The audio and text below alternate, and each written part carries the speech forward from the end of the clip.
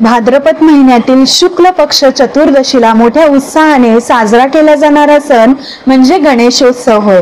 तुम्हाला व तुमच्या कुटुंबियांना गणेशोत्सवाच्या खूप खूप शुभेच्छा। तुमच्या घरात सुख शांती आणि समृद्धी नांदो हीच बाप्पा चरणी प्रार्थना। नमस्कार मंडळी, मी कावेरी वालावलकर तुमचं स्वागत करते। आजचा आपला व्लॉग असणार आहे गणेश दर्शनाचा। तर सुरुवात करूया ठाणे वेस्ट येथील शास्त्रीनगरच्या राजापासून।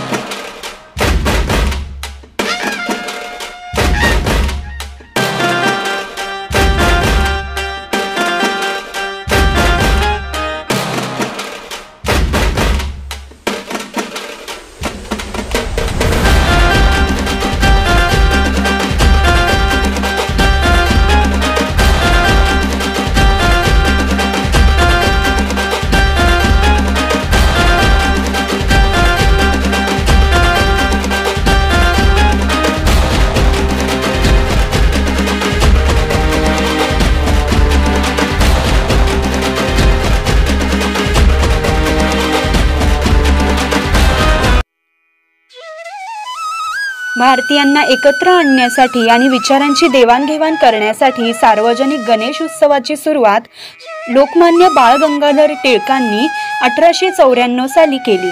या काळात गणेशाच्या उपस्थितीत अनेक धार्मिक व सामाजिक कार्यक्रम केले जातात। हिंदू धर्मात प्रथम पूजनीय देवता म्हणजे श्री गणेश। श्री गणेश चतुर्थीला विशेष महत्त्व आणि स्थान आहे। गणपती बाप्पा हा सर्वांचा लाडका आराध्य दैवत आहे। हा सण भाद्रपद शुक्ल चतुर्थीपासून अनंत चतुर्थीपर्यंत महाराष्ट्रात मोठ्या प्रमाणात साजरा केला जातो। मंडळी, या ठिकाणी आपण बाप्पाचरणी अशी प्रार्थना करूया की हे गणराया, संपूर्ण जगाला कोविड सारख्या महाविषाणूपासून वाचवलेस। तसेच आपल्या देशातील ज्या काही नकारात्मक गोष्टी असतील, भ्रष्टाचार, शेतकरी आत्महत्या, स्त्रियांवरील अत्याचार, अनेक गोरगरिबांना पडणारा अन्नाचा तुटवडा यांसारख्या अनेक समस्यांचं निराकरण कर व तुझी कृपादृष्टी आम्हा सर्वांवर ठेव। आपला लाडका बाप्पा घरी यावा आणि आपल्या सोबत राहावा यासाठी लहान मुलांपासून ते मोठ्या माणसांपर्यंत अनेक जण उत्सुक असतात।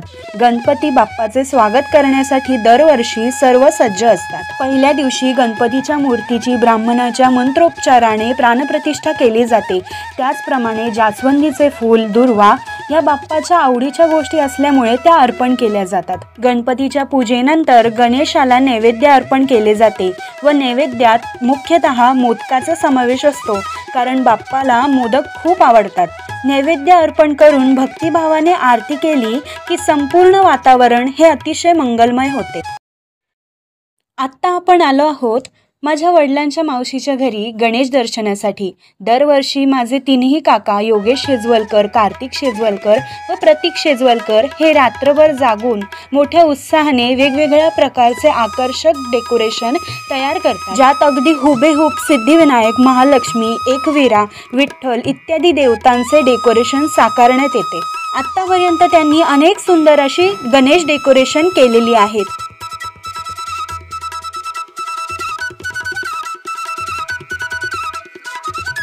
मंडळी, गणपती आले की डेकोरेशन पाहण्याची उत्सुकता लागते। काही ठिकाणी तर चक्क रात्रभर जागून देखील डेकोरेशन साकारण्यात येते। कितीही थकवा वाटला तरी आपल्या घरी बाप्पा येणार ही कल्पनाच मनात उत्साह निर्माण करते।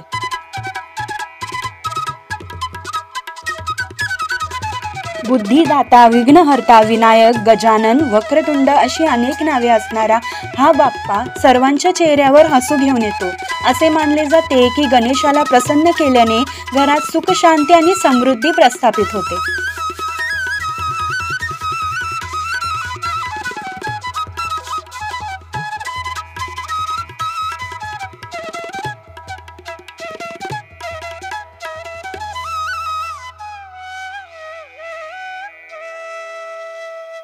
शहरात तसेच गावात, घराघरात तसेच ठिकठिकाणी अनेक मंडळांच्या वतीने जल्लोषात बाप्पाचा उत्सव साजरा केला जातो। तसेच काही मंडळांद्वारे डेकोरेशन मार्फत आपल्याला एक सामाजिक संदेश देखील दिला जातो। या दिवशी धार्मिक व्रत कुटुंबाच्या पद्धतीनुसार 1.5, 5, 7, 10 दिवस गणेशाची नित्य नियमाने उपासना केली जाते। या काळात ठिकठिकाणी मंदिरात, घरात अथर्व शिष्य स्तोत्राचे पठण केले जाते.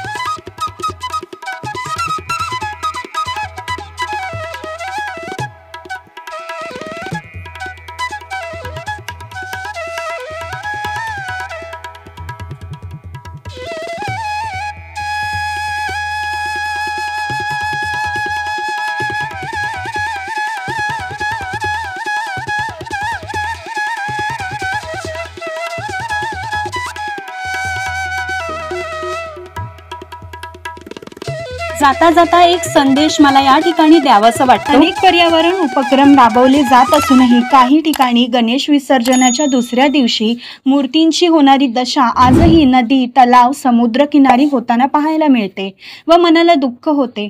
पर्यावरणाची सुरक्षा लक्षात घेता प्लॅस्टर ऑफ पॅरिसच्या मूर्ती तसेच मोठ्या आकाराची मूर्ती टाळून बाप्पाची छोटीशी शाडूच्या मातीपासून तयार केलेली मूर्ती खरेदी करावी.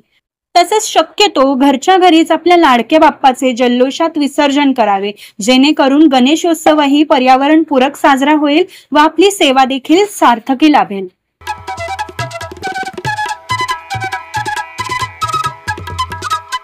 मंडळी, तुम्हाला हा व्हिडिओ कसा वाटला हे कमेंट करून नक्की सांगा आणि आपल्या YouTube चॅनलला सबस्क्राईब करायला विसरू नका.